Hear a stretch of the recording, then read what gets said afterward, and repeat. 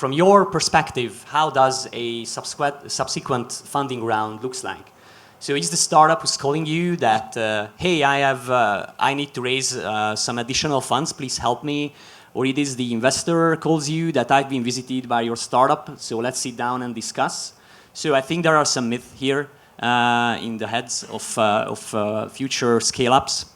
So let's put things in order. So how does it look like in reality? Petya.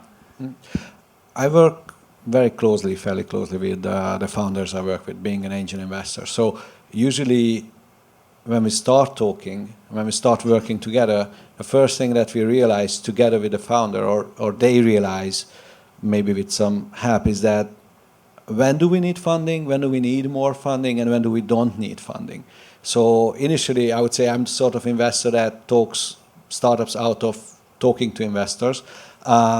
But sooner or later, they get to the stage where they need money to scale. They don't need money to survive, but they need money to scale. And that's the right sort of time for looking for the next round, in my opinion. If you don't have a product market fit, throwing money at it will not fix it.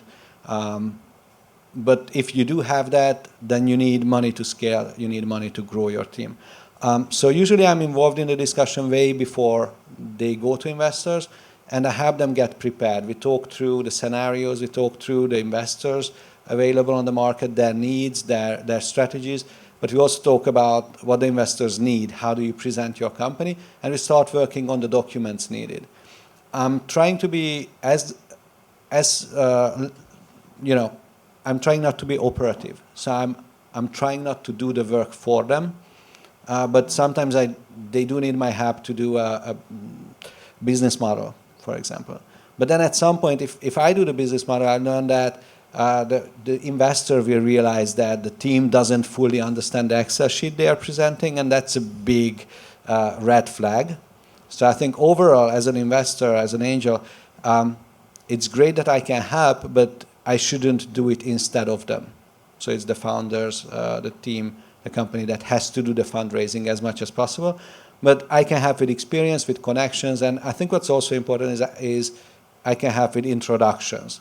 And doing a warm introduction, sending over the material to an investor I already have deals together with, deals we looked at together, and some relationship, that helps tremendously in getting that funding done, or at least getting them, in the door. But then they still have to perform themselves. So I try not to go to all of the meetings with the new investors, simply because I don't want that meeting to be about me, and I shouldn't sell that company too hard. They should sell themselves.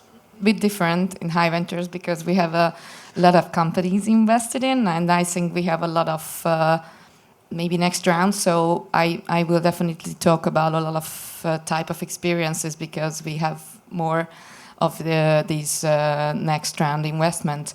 And I think what Petya mentioned is really important, that we should do it together with the company, because and in early stages we have to talk with them what is the runway, maybe in not the best way to find the next round, and what is the level of, for example, revenue or any other KPIs that you want to reach when you feel that you can go to the market and get a new investment.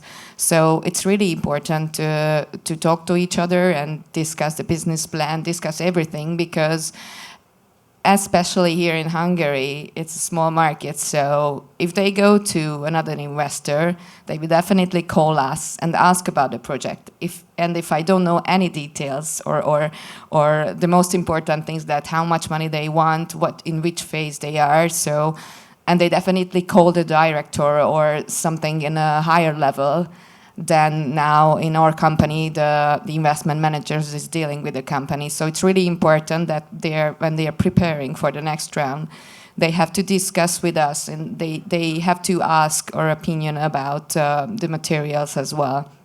And we also have a network, so we contact them and introduce them to other investors. And it's also a common thing that they come to us and they want to look through the portfolio and find which would be the best matches according to their interests. So that's another way around. And at that point, maybe we should try to fascinate and help them to prepare as fast as they can, because there are some interest from the market.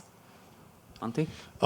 I think what you mentioned as well, I think the preparation starts much earlier than you think. And one way to, you mentioned Consignia, and one of the things I'm really proud of, that they had an inactive founder problem at some point. And that was a problem that they had been carrying on for years and years. And there was this one meeting when, it was a very tense meeting at some point. It took 1 hour. And at the end of the hour, the inactive founder walked out smiling, and the problem was solved.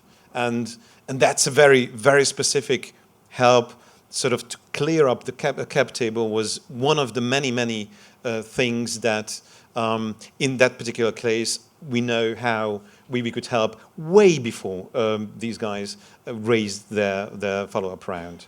So I think that's a very strategic thing, that you basically you work on that potential fundraising or planned fundraising in many ways. Working on numbers, working on their preparation. Are you investment ready? Can you answer the question of, ask 3 questions and they can't answer? Then, okay, you're not ready yet. Kind of preparation is also part of the game.